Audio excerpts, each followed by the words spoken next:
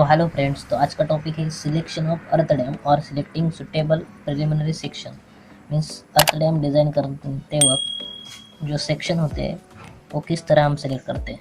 Okay, तो पहला है टॉप विड्थ, उसको हम ए और बी से डिनोट करते हैं। तो टॉप विड्थ मतलब जो एम्बैंकमेंट का ऊपर का हिस्सा होता है उसको हम टॉप विड्थ बोलते हैं। समझो कि ये एम्बैंकमेंट है डैम, तो इसको हम टॉप विड्थ बोलते हैं। तो इसको हम ए या बी से वो डिनोट करते हैं top width. Crest width depend on following, तो क्रेस्ट विड्थ उसको हम क्रेस्ट विड्थ भी बोलते हैं, टॉप विड्थ भी बोलते हैं।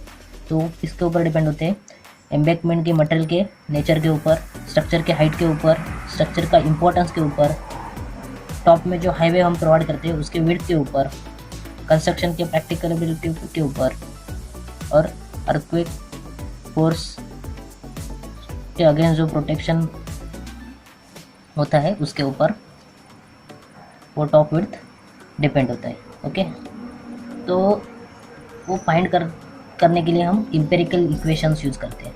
तो ये 3 इम्पेरिकल इक्वेशन है जो कि डिफरेंट कंडीशन के लिए हम यूज़ करते हैं। तो पहला है वेरी लो डैम के लिए, very low dam.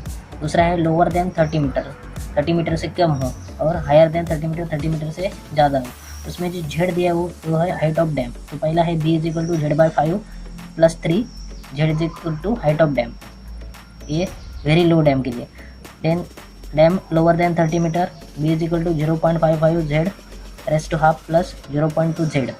Then higher than 30 metre, b is equal to 1.65 into bracket Z + 1.5 bracket complete bracket raised to 1/3। और अकॉर्डिंग टू IS कोड और according to Indian standard, no dam crest width is less than 6 metre. मतलब dam की crest width होती है वो 6 metre से कम हमें रखना नहीं है IS कोड के हिसाब से, IS के according to IS code. Then second है फ्री बोर्ड। फ्री बोर्ड हमें किसे बोलते हैं?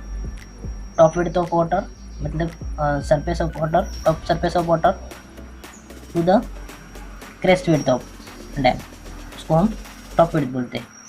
समझो कि ये डैम का एम्बैंकमेंट है, इस साइड अपस्ट्रीम वाटर स्टोर होता है। तो ये समझो कि ये टॉप ऑफ वाटर लेवल है और ये क्रेस्ट लेवल है, तो उसमें वो बीच का डिस्टेंस हम फ्री बोर्ड कंसिडर करते हैं। इसमें अभी ये 1 2 3 स्टम आता है, normal free board, minimal free board. और नॉर्मल फ्री बोर्ड मतलब normal reservoir difference between normal reservoir level and crest of water, उस बीच का डिस्टेंस। और minimal free board maximum reservoir level and crest of dam, उसको हम minimal free board बोलते हैं। तो हमें ये ध्यान में रखना है कि हमें सफिशिएंट फ्री बोर्ड प्रोवाइड करना है। तो ये कुछ टेबल दिया है नीचे, नेचर ऑफ स्पिलवे, स्पिलवे का nature, height of dam, dam की हाइट और free board.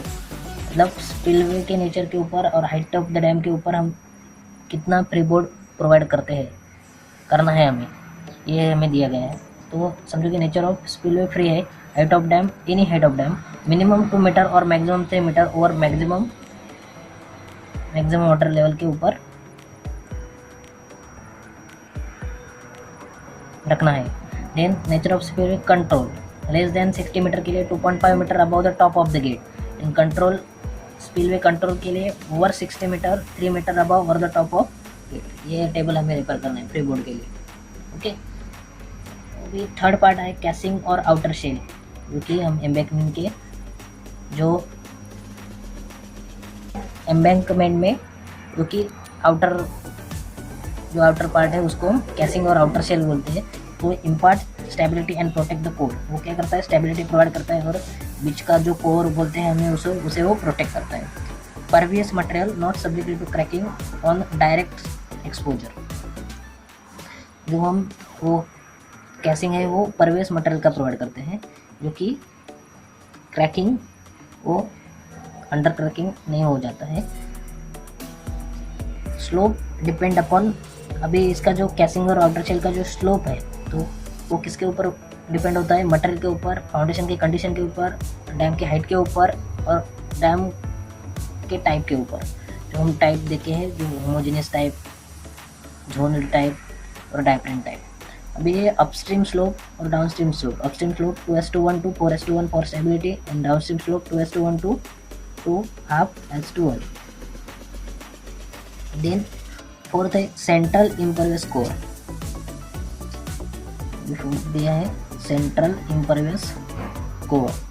So minimum thickness depend on जो सेंट्रल का जो कोर हम इम्परवियस कोर हम प्रोवाइड करते हैं, वो उधर का मिनिमम थिकनेस किसके ऊपर डिपेंड होता है? सीपेज लॉस के ऊपर, मैक्सिमम विड्थ के ऊपर, type of material, design of propose filter layer, shear strength of core material less than the rest of embankment। अभी ये हमें ध्यान में रखना है कि कोर का मटेरियल जो हम प्रोवाइड करते हैं उसका shear strength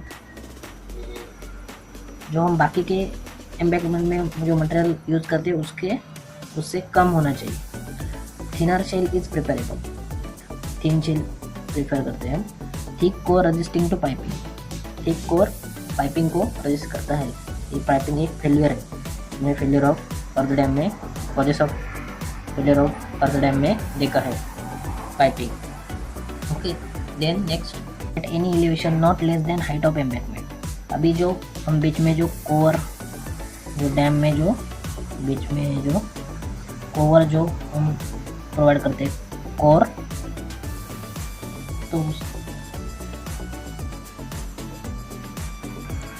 तो उसका थिकनेस किसी भी एलिवेशन पे हाइट ऑफ एम्बैंकमेंट से कम नहीं रखना है। Then width of core at the crest should be minimum of 3 metre, क्योंकि क्रेस्ट के यहाँ जो कोर की विड्थ होती है वो 3 मीटर से कम नहीं रखना है। सॉरी, शुड भी 3 मीटर, मतलब 3 मीटर रखना है। फिफ्थ है कट ऑफ स्ट्रेंथ। अभी कट ऑफ स्ट्रेंथ किसके लिए हम यूज़ करते हैं? Reduce the loss of store water through the foundation and abatement. जो स्टोर वाटर लॉस होता है फाउंडेशन और अबेटमेंट में, तो उसको रिड्यूस करने के लिए और पाइपिंग प्रिवेंट करने के लिए। देन उसका कट ऑफ स्ट्रेंथ का बॉटम मिड किसके ऊपर डिपेंड्स ऑन, किसके ऊपर डिपेंड होता है? Sufficient working space for compaction. जो बॉटम की विड्थ है वो उधर सफिशिएंट वर्किंग स्पेस होना चाहिए कॉम्पैक्शन के लिए, ग्राउटिंग के लिए, और प्रोवाइड सेफ्टी अगेंस्ट पाइपिंग के अगेंस्ट वो सेफ्टी प्रोवाइड करना चाहिए। Then minimum width 4 metre is recommended. 4 metre cut off strength का मिनिमम विड्थ, बॉटम विड्थ हम 4 मीटर रिकमेंड करते हैं। और bottom width 10% of hydraulic head and slope, side slope at least 1:1 हम प्रोवाइड करते हैं cut off strength. Then next है 6th है डाउन स्ट्रीम ड्रेनेज सिस्टम। जो फिल्टर ड्रेन मटेरियल मोर परवेज देन एम्बैंकमेंट, सॉरी, जो फिल्टर जोन में हम मटेरियल यूज़ करते हैं वो ज़्यादा परवेज होने हैं एम्बैंकमेंट से। अभी ये filter for reduce 4 water pressure in the downstream side.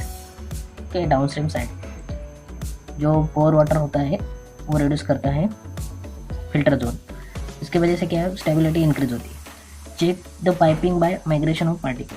जो फिल्टर जोन है वो माइग्रेशन ऑफ पार्टिकल से पाइपिंग हुई है क्या नहीं है वो चेक करता है।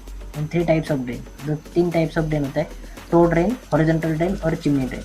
ये उसका डायग्राम भी है। टो ड्रेन में तो में हम ड्रेन इस प्रकार से प्रोवाइड करते हैं। देन हॉरिजॉन्टल ड्रेन, देन इधर चिमनी ड्रेन।